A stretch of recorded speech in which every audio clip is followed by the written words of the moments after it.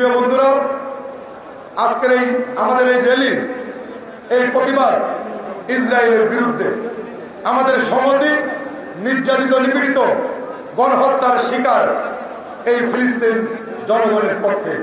আমরা মুসলমান, আমরা সকলে এই বাংলাদেশের মানুষ জাতীয়তাবাদী শক্তিকে তারা বিশ্বাস করে। আমরা সকলে ঐক্যবদ্ধ হবে এই হত্যাকাণ্ডের আমরা তীব্র নিন্দা জ্ঞাপন করি এবং সারা বিশ্বের যে মুসলিম রাষ্ট্রগুলো তাদেরকে অনুরোধ করব এবং জাতিসংঘকে অনুরোধ করব, আজকে যেই ফিলিস্তিনি জনগণের উপর যে নির্যাতন, যেই গণহত্যা, অনতিবিলম্বে হত্যাকে বন্ধ করার জন্য আমরা অনুরোধ করছি। এবং আমরা বাংলাদেশি জনগণ, আমরা এই ইসরায়েলি সমস্ত যে পণ্যগুলো বাংলাদেশে আছে, আমরা এগুলোকে বর্জন করার মাধ্যমে আমরা প্রতিবাদ করব। এবং আমরা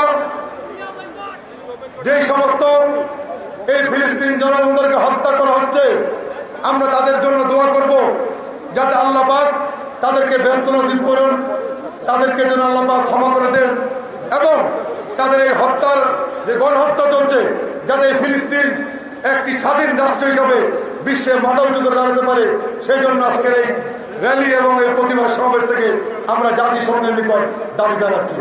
প্রিয় বন্ধুরা, বক্তব্য দীর্ঘায়িত করব না।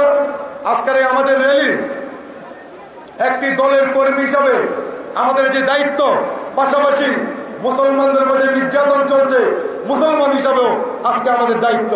তাই আমাদের এই র্যালি আমরা কাকরাইল হয়ে, মালিবাগ মোড় হয়ে, মৌচাক মার্কেটের সামনে দিয়ে আমরা বাংলা মোটর গিয়ে শেষ করব। বাংলা মোটর হয়ে সোনারগাঁ হোটেলের সামনে গিয়ে সেখানে আমরা শেষ করব। আমি অনুরোধ করব, আমরা প্রত্যেকেই, আমরা যেখানে আমাদের র্যালি শেষ হবে, যে সোনারগাঁ হোটেল মোড়, সেখানে আমরা সকলে গিয়ে আমরা ইসরায়েলের হত্যাকাণ্ডের প্রতিবাদ করব এবং ফিলিস্তিনি জনগণের প্রতি আমরা সম্মতি প্রকাশ করব। আপনাদের সকলকে ধন্যবাদ। আসসালামু আলাইকুম ওয়া রাহমাতুল্লাহি ওয়া বারাকাতুহু।